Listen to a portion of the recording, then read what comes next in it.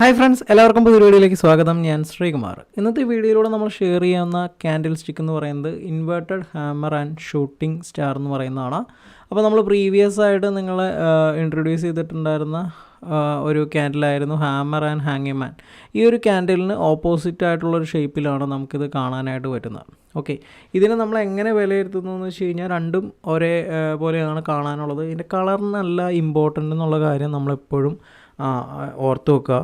അപ്പോൾ ഇതിൽ നമ്മൾ എൻട്രീസ് എടുക്കാനായിട്ട് നമ്മൾ നോക്കേണ്ട കാര്യങ്ങൾ എന്തൊക്കെയാണെന്ന് വെച്ച് കഴിഞ്ഞാൽ നമ്മളിതിൽ ഈ പറഞ്ഞ ഇൻവെർട്ടർ ഹാമർ ഷൂട്ടിംഗ് സ്റ്റാർ എന്നൊക്കെ പേര് കൊടുക്കുന്നത് എപ്പോഴാണെന്ന് വെച്ച് കഴിഞ്ഞാൽ ഇപ്പോൾ നമ്മളുടെ ഒരു ഡൗൺ ട്രെൻഡിൻ്റെ അകത്താണ് ഈ ഒരു ക്യാൻഡിൽ ഫോം ചെയ്യുന്നത് നമ്മൾ കാണുന്നതെങ്കിൽ നമ്മളതിനെ ഇൻവെർട്ടർ ഹാമറെന്നും, അതുപോലെ തന്നെ ഒരു അപ് ട്രെൻഡിലാണ് ഇത് ഫോം ചെയ്യുന്നത് കാണുന്നതെങ്കിൽ നമ്മളതിനെ ഷൂട്ടിംഗ് സ്റ്റാർ എന്നും വിളിക്കുന്നു. അപ്പോൾ ഇതിൻ്റെ ഒരു ഷേപ്പ് എന്ന് പറയുന്നത് നമ്മൾ നേരത്തെ പറഞ്ഞ പോലെ നമ്മളിവിടെ അതിന് മുമ്പ് പറഞ്ഞ ഹാമർ ആൻഡ് ഹാങ്ങിങ് മാനെ പോലെ തന്നെ ബോഡീനേക്കാളൊരു 2 times ബിഗറായിരിക്കും അതിൻ്റെ വിക്ക് എന്ന് പറയുന്നത്. ഇത് മുകളിലാണ് ബോഡി വരുന്നതെങ്കിൽ ഇത് ഏറ്റവും താഴെയായിട്ടായിരിക്കും ബോഡി വരുന്നത്. അങ്ങനെയാണ് ഇതിനെ ഫൈൻഡ് ചെയ്യുന്നത്.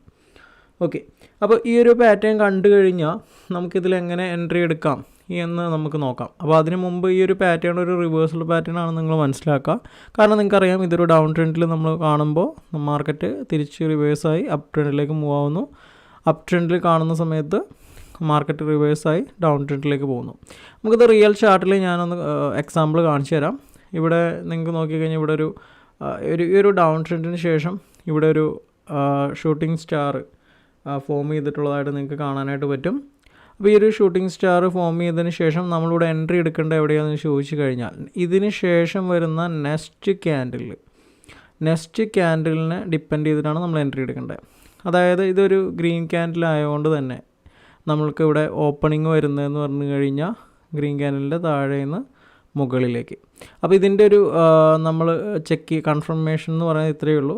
ഈ ഒരു ഷൂട്ടിംഗ് സ്റ്റാർ നിങ്ങൾ ഫൈൻഡ് ചെയ്ത് കഴിഞ്ഞാൽ ചാർട്ടിൽ ഒരു ഡൗൺ ട്രെൻഡിൽ ഫൈൻഡ് ചെയ്ത് കഴിഞ്ഞാൽ നെക്സ്റ്റ് ക്യാൻഡിലിൻ്റെ ഓപ്പണിങ് ഈ ഒരു ക്യാൻഡിലിൻ്റെ ഈ ഒരു ഷൂട്ടിംഗ് സ്റ്റാറിൻ്റെ ക്ലോസ് പ്രൈസിന് ഈക്വലായിട്ടായിരിക്കണം ഉണ്ടാവേണ്ടത്.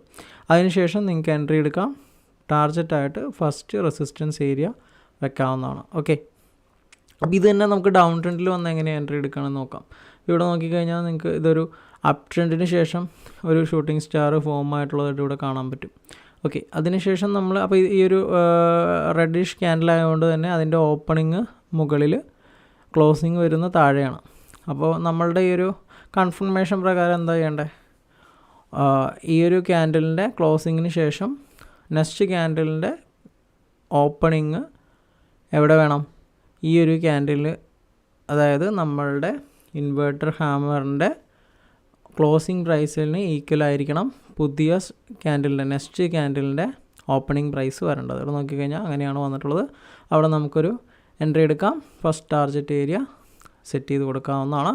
അപ്പോൾ ഇതിൻ്റെ SL വെക്കേണ്ട എവിടെയാണെന്ന് വെച്ച് കഴിഞ്ഞാൽ പ്രീവിയസ് ആയിട്ടുള്ള ബുള്ളിഷ് ക്യാൻഡിലിന് മുകളിലാണ് നമുക്കിതിൻ്റെ SL വെക്കേണ്ടത്. ഇവിടെ വരുമ്പോഴും പ്രീവിയസ് ആയിട്ടുള്ള ബിയറിഷ് ക്യാൻഡിലിന് താഴെയാണ് എന്ത് വെക്കേണ്ടത്? സ്റ്റോപ്പ് ലോസ് വെക്കേണ്ടത്.